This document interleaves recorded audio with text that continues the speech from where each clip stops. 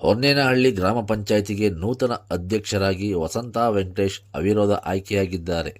ಬೆಂಗಳೂರು ಹೊರವಲಯ ನೆಲಮಂಗಲ ತಾಲೂಕಿನ ಹೊನ್ನೇನಹಳ್ಳಿ ಗ್ರಾಮ ಪಂಚಾಯಿತಿ ಅಧ್ಯಕ್ಷರು ರಾಜೀನಾಮೆ ನೀಡಿದ್ದ ಕಾರಣ ಇಂದು ಹೊನ್ನೇನಹಳ್ಳಿ ಗ್ರಾಮ ಪಂಚಾಯಿತಿಯ 13 ಜನ ಸದಸ್ಯರು ಅವಿರೋಧವಾಗಿ ವಸಂತ ವೆಂಕಟೇಶ್ ಅವರನ್ನು ನೂತನ ಅಧ್ಯಕ್ಷರಾಗಿ ಆಯ್ಕೆ ಮಾಡಿದ್ದಾರೆ. ನೂತನ ಅಧ್ಯಕ್ಷರಾದ ವಸಂತ ವೆಂಕಟೇಶ್ ಅವರಿಗೆ ಅವರ ಹಿತೈಷಿಗಳು, ಸ್ನೇಹಿತರು, ಕುಟುಂಬ ವರ್ಗದವರು, ಗಣ್ಯ ವ್ಯಕ್ತಿಗಳು ಹಾರ ತುರಾಯಿ ಹಾಕಿ ಪಟಾಕಿ ಹೊಡೆದು ಸಿಹಿ ಹಂಚಿ ಸಂಭ್ರಮಿಸಿದ್ದಾರೆ. ಇನ್ನು ಇದೇ ಸಂದರ್ಭದಲ್ಲಿ ಮಾಧ್ಯಮದ ಜೊತೆ ಮಾತನಾಡಿದ ಹೊನ್ನೇನಹಳ್ಳಿ ಗ್ರಾಮ ಪಂಚಾಯಿತಿಯ ನೂತನ ಅಧ್ಯಕ್ಷರಾದ ವಸಂತ ವೆಂಕಟೇಶ್, ನನಗೆ ಅಧ್ಯಕ್ಷರಾಗಿ ಮಾಡಿದ ಎಲ್ಲ ಸದಸ್ಯರಿಗೂ ತುಂಬು ಹೃದಯದ ಧನ್ಯವಾದಗಳು. ಮುಂದಿನ ದಿನಗಳಲ್ಲಿ ಹೊನ್ನೇನಹಳ್ಳಿ ಗ್ರಾಮ ಪಂಚಾಯಿತಿ ಅಭಿವೃದ್ಧಿಗೆ ಶ್ರಮಿಸುತ್ತೇನೆ ಮತ್ತು ಮೂಲಭೂತ ಸೌಕರ್ಯಗಳ ಕಡೆ ಹೆಚ್ಚು ಒತ್ತು ನೀಡುತ್ತೇನೆ ಎಂದು ಸಂತಸ ವ್ಯಕ್ತಪಡಿಸಿದ್ದಾರೆ.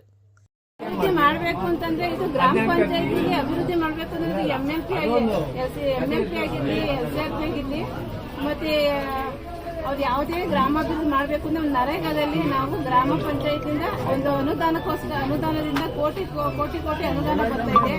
ಅದ್ರ ಮುಖಾಂತರ ನಾವು ಗ್ರಾಮ ಪಂಚಾಯತಿಯಿಂದ ನಾವು ಗ್ರಾಮನ ಅಭಿವೃದ್ಧಿ ಮಾಡಬೇಕು.